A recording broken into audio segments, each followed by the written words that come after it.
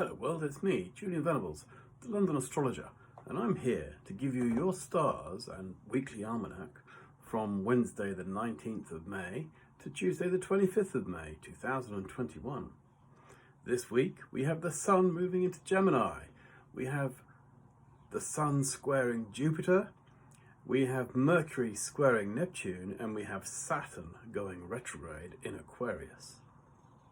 So, starting with Wednesday, the 19th of May, we have the first quarter moon. Now, this is an important lunar phase that happens every month. The moon is gathering its light, so something is starting to become more conscious or aware. And at the moment, as it happens, this particular lunar phase, it's going to be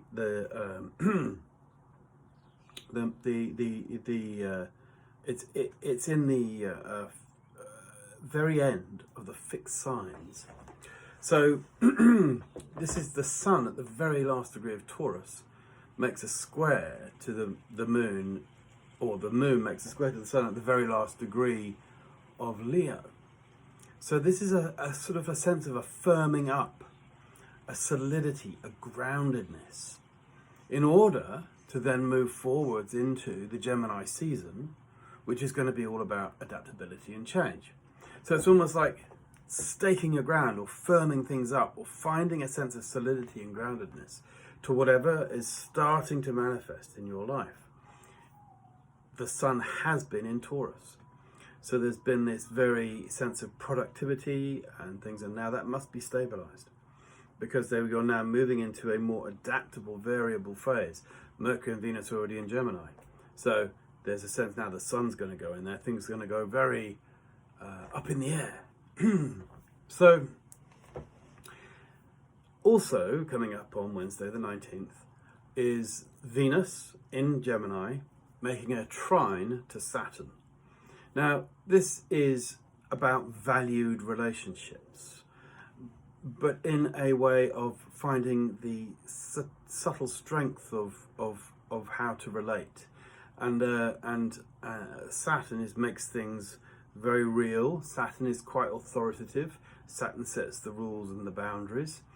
Venus is how we get on with each other, how we get on with people around us, how we, what we attract into our lives. So Venus working well with Saturn in air is about a sort of uplift, a genuine sense of a breeziness. But it's like, okay, so there's some serious commitment to be made here. It's like how to, shape and form what you want to attract to you. So there's something about work and something about the people that you work with, something about how you attract things into your life, and something about being responsible for that, or being, finding a sense of commitment in whatever is new that you're doing. Because you see, Saturn's still quite new in Aquarius, relatively new in Aquarius, and it had that new phase. We're in that new beginning of the Aquarian 20-year phase, or the new age, really.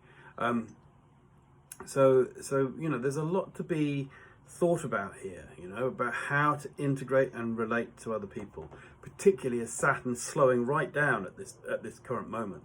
Saturn is stopping in the sky this week. So the Venus trine shows that there's a harmonious link to that. So there's a way of saying, okay, I'll network and I'll be social, Venus and Gemini, but what's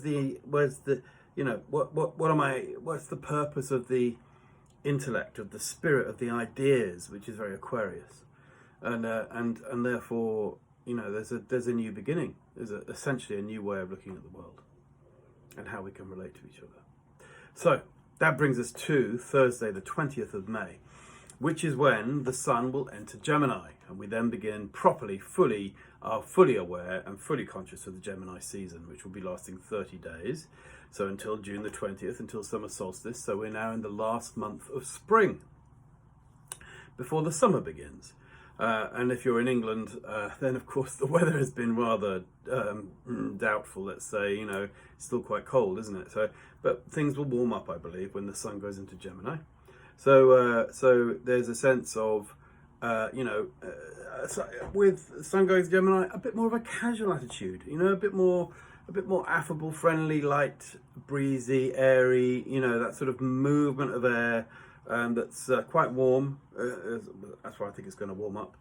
And there will be this sense of, you know, a slightly faster tempo to life, a lot more phone calls, emails, messages, moving around, discovering things, enjoying life actually, because the air sign is a social sign, you know, and so become lively and active. It's a good thing to do at this time. That brings us to Friday. As soon as the sun moves into Gemini, it's applying a square to Jupiter in Pisces.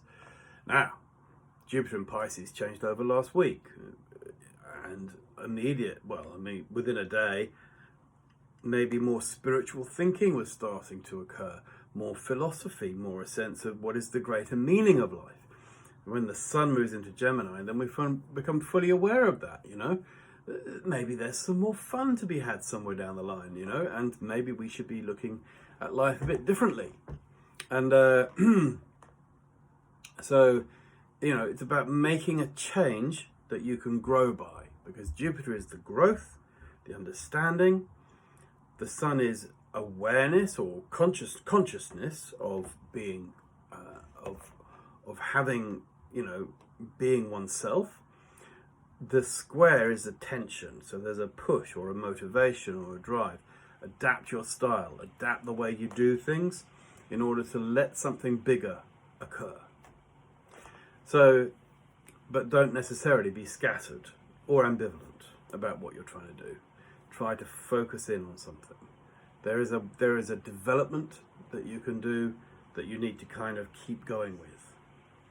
So, that brings us to Saturday the 22nd of May, when Mercury will square Neptune. Okay, it's going to get a bit mystical now.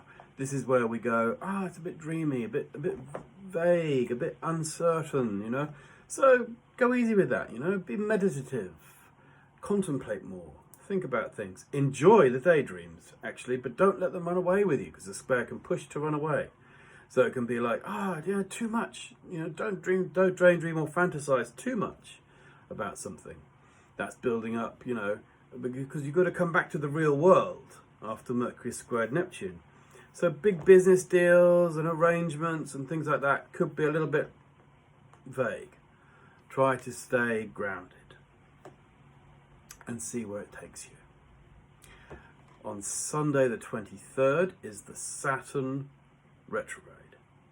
So this is about obligation and duty, and it's time to review whatever consolidation process you're going through. So there's an area of your life that you've been getting very serious about, very committed, very responsible for. And when you look at that area, you have to now say to yourself, what changes can I actually make that takes me further into my responsibilities? You might say, well, I've gone too far with something. Maybe I can change it or pull back a bit. But maybe also there's something about firming it up and making it more real and solid.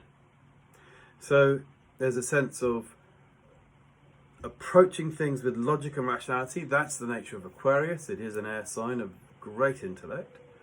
And also social orders, you know. It's interesting, in fact, I was just thinking about the airiness of everything at the moment, and throughout COVID and all this, we've had this phrase: hands, face, and space.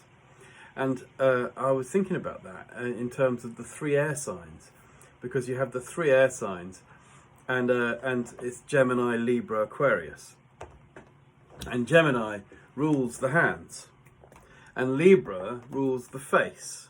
Because it's the style, you know, it's how you're looking and how you charm others.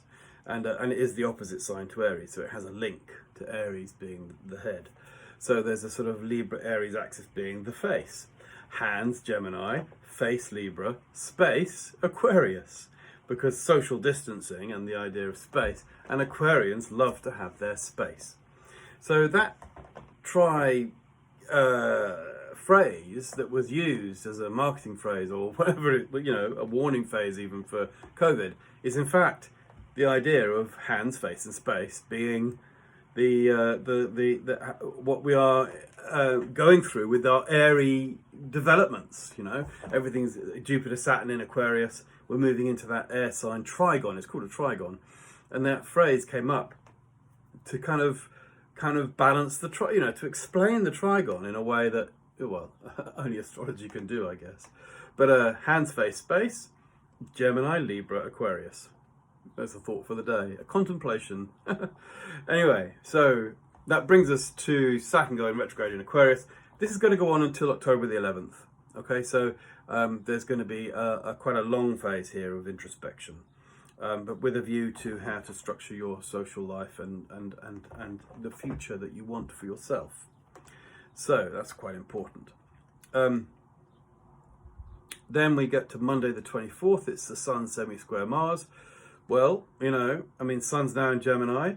Mars is in Cancer. Mars in Cancer is very emotional, you know, quite fired up with its emotions, can get easily heated up, and quite expressive. So the Sun shines some light to Mars in a tension-based aspect. So we're looking there at this sense of someone maybe being a bit snappy, you know. Think of those crab claws. Mars crab claws kind of stuff. So how do you explain, you know, are you gonna rattle someone's cage that day, you know, or your own cage, or, you know, is there going to be some tension expressed? Sun to Mars can be a little bit hot. It's going to be hot, but it's going to be expressed in water and with air, which is a bit steamy, a bit moisture droplets on the air, but it can be quite intense. So, you know, pay attention to that. Bring us to Tuesday, which is a day of quintiles. And we do love the quintiles. They're very interesting. Portals of magic, we could call them. You know, one has to be very fine-tuned to be ready to receive them or to use them, because they're quite rare. They're not so much as rare as to really pin them down. But they're very Venusian, so they're very Venus. So they are quite creative and creation-oriented. So it's Venus in quintile to Pluto. Venus linking across to Pluto, making a 144-degree aspect between Venus in Gemini and Pluto in Capricorn. That is the quintile. It's a quintile series. And the Sun in Gemini makes a quintile to Neptune. So here you have Sun and Venus in the quintile aspects to Neptune and Pluto. Dream the magic, connect with others, feel sociable, network, socialize, the happy-go-lucky spirit can do something interesting on Tuesday, the 25th of May. So that's your weekly almanac for the week. I do hope you enjoyed that. Do please subscribe to my channel, which I believe the button is down here, and press the little bell to get alerted when I do these videos. I teach astrology, I give readings. Come and talk to me. I've been doing astrology for a long time. It's a pleasure to talk to you. I hope you have a great week, and I will speak to you again soon. Bye for now.